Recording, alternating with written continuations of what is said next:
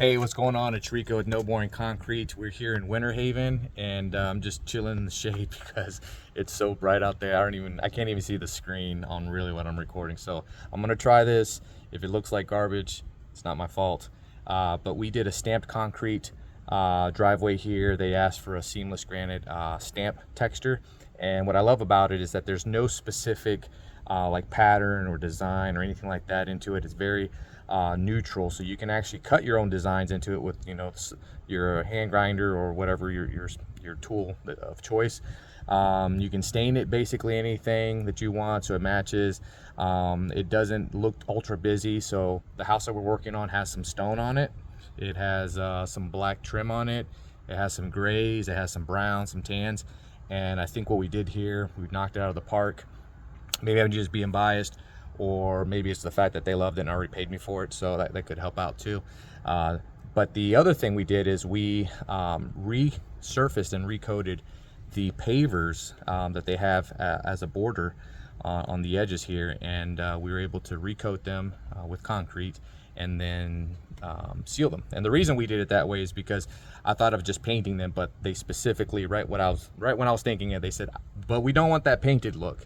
And I know if I put 2 coats of whatever sealer on there or paint, it would look like it's painted. So anyways, let's do a walkthrough. Hopefully I don't run out of hopefully I don't run out of time here, because yesterday I actually tried to record. We're doing some final touch-ups, and the video just completely stopped, ran out of space. But anyways, here is the texture that you're seeing. So as you can see, there's some pitting, there's some like 3-dimensional stuff going on there. It's kind of like cracking and veining and a lot of character in here. So we did do the saw cuts there. We honored the original sidewalk path that just goes from end to end.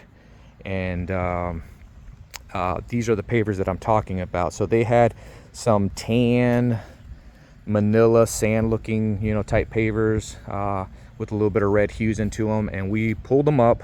Some were settling and falling in. So that was the other reason we're gonna pull them up anyways. So I was able to take them to the shop, recoated them, and then sealed them. And now it ties in with the rest of the house, that they have like black windows. They have the black gutters, a gray garage door here, some stone over here, and it just carries throughout here, and it looks freaking awesome. So my guys came in and reset them. They put them in with concrete. It's the last bit of texture that we're doing right there, just a little transition piece that just looked kind of ugly, so I wanted to make sure that looked good. And then other than that, we came through, we stained it, did some variation of browns, a little bit accent of charcoal throughout, and then sealed this thing. So turned out great. They're both happy, husband and wife.